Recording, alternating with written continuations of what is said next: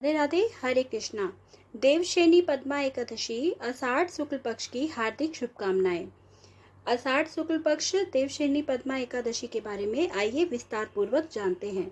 युधिष्ठिर ने पूछा, हे भगवान, आषाढ़ माह के शुक्ल पक्ष की एकादशी का नाम क्या है? उस दिन कौन से देवता की पूजा होती है और विधि क्या है? श्री कृष्ण बोले, राजन, एक समय नारद जी ने ब्रह्मा जी से भी यही प्रश्न किया था। ब्रह्मा जी बोले, इस एकादशी का नाम पद्मा एकादशी है। इसका व्रत करने से विष्णु भगवान प्रसन्न होते हैं। मैं एक पौराणिक कथा कहता हूँ, सुनो। सूर्यवंशी मानधाता नाम के एक राज ऋषि थे। एक समय उस राजा के राज्य में 3 वर्ष तक जल नहीं बरसा, जिससे राज्य में अकाल पड़ गया। प्रजा अन्न की कमी के कारण अत्यंत दुखी रहने लग गई।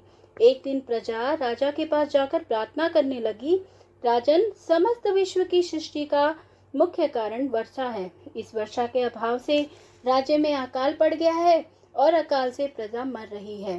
राजन, आप ऐसा कोई उपाय करिए जिससे हम लोगों का दुख दूर हो जाए। राजा मानधाता बोले, आप लोग ठीक कह रहे हैं। वर्षा से ही अन्न उत्पन्न होता है। वर्षा न होने के कारण प्रजा को भी दुख भोगना पड़ता है। मैं सोच विचार कर रहा हूँ, फिर भी मुझे अपना कोई दोष नहीं दिखाई दे रहा है। मैं आप लोगों के दुख को दूर करने के लिए यत्न कर रहा हूँ। ऐसा कहकर राजा मानधाता भगवान विष्णु की पूजा करके कुछ आदमियों को साथ में लेकर वन को चल दिए। वहां पर ऋषियों के आश्रम में घूमते घूमते अंत में ब्रह्मा के पुत्र अंगिरा ऋषि के पास पहुंचे।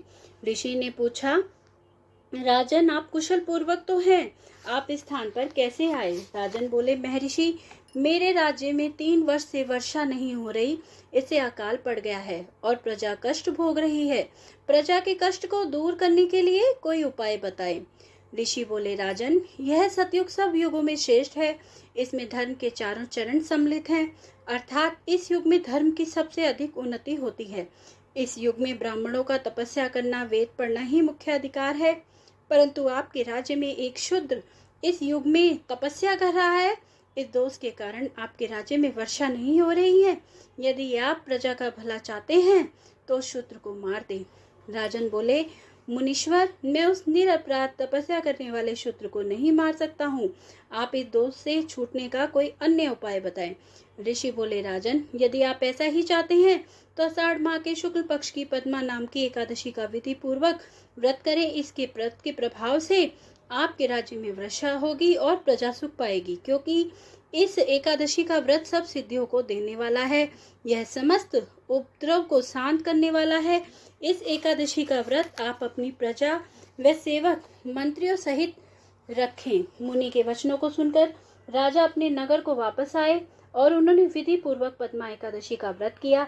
इस व्रत के प्रभाव से राज्य में वर्षा हुई और प्रजा को सुख पहुंचा। इसलिए यह व्रत सबको करना चाहिए। यह व्रत इस लोक में भोग तथा परलोक में मुक्ति देने वाला है। इसकी कथा पढ़ने सुनने से मनुष्य के सभी प्रकार के पाप नष्ट हो जाते हैं।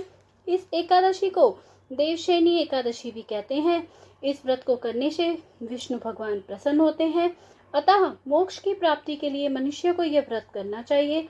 चातुर्मास्य व्रत भी इस एकादशी के व्रत से शुरू किया जा सकता है। कथा सार, अपनी किसी समस्या से छुटकारा पाने के लिए किसी दूसरे का अहित नहीं करना चाहिए। अपनी शक्तियों से और भगवान पर पूरी श्रद्धा आस्था रखकर संतों के कथा अनुसार सत्कर्म करने से बड़ी विपदाओं का छुटकारा मिल सकता है। जय हरि नारायण। आप सभी के ऊपर हरि नारायण की कृपा बनी रहे। यदि आप सभी को हमारी कथाएं पसंद आ रही हैं तो कृपया चैनल को लाइक, शेयर, सब्सक्राइब करें। कमेंट में जय लक्ष्मी नारायण अवश्य लिखें। धन्यवाद।